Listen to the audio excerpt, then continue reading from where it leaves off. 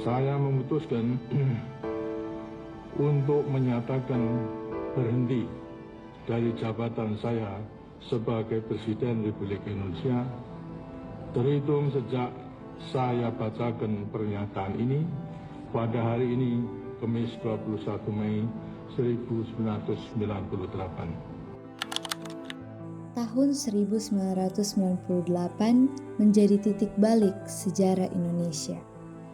Krisis ekonomi melanda, harga kebutuhan pokok melonjak, dan nilai rupiah terpuruk.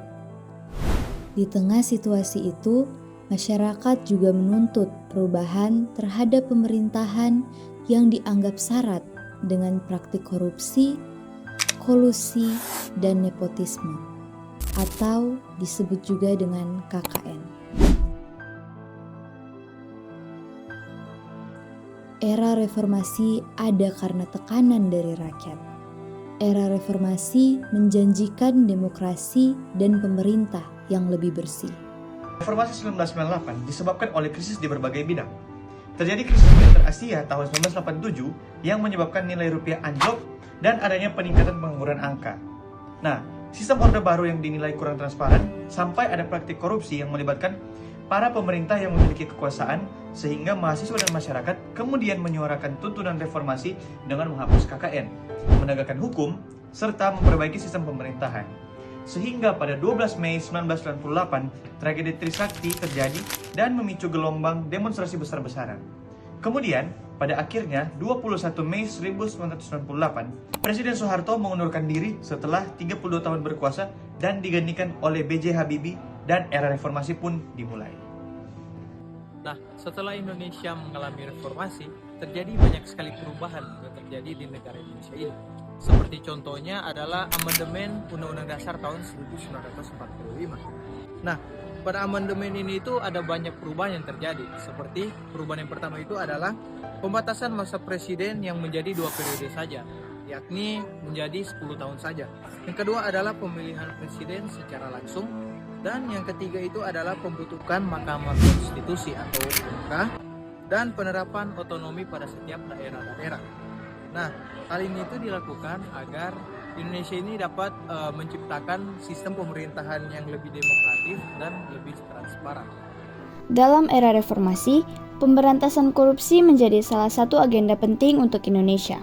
Badan eksekutif yang akan bertanggung jawab menjalankan upaya terencana untuk mengubah sistem hukum menjadi lebih transparan.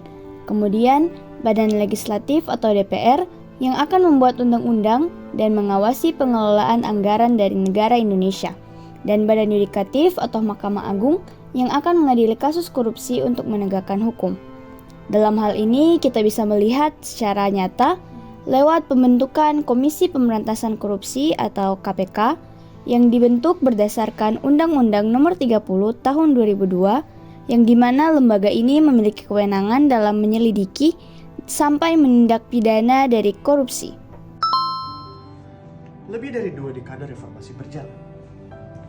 Nah, Indonesia telah mengalami perubahan besar dalam sistem pemerintahan. Demokrasi semakin terbuka, lembaga negara terus berkembang, dan upaya pemberantasan korupsi terus dilakukan. Namun, permasalahan korupsi di Indonesia ini harus kita perhatikan secara bersama-sama. Karena korupsi ini itu menjadi tantangan bagi kita, negara Indonesia. Sebagai generasi muda, menjaga demokrasi bukan hanya sekedar menggunakan hak suara ketika pemilu, tetapi memahami rekam jejak calon pemimpin, tidak mudah terpengaruh hoaks, dan berani menolak tawaran korupsi dalam bentuk apapun, berapapun jumlahnya. Sehingga demokrasi sehat bisa terjadi di Indonesia karena kesadaran dan rasa bertanggung jawab dari para masyarakat untuk ikut menjaga nilai-nilai Pancasila di era reformasi ini.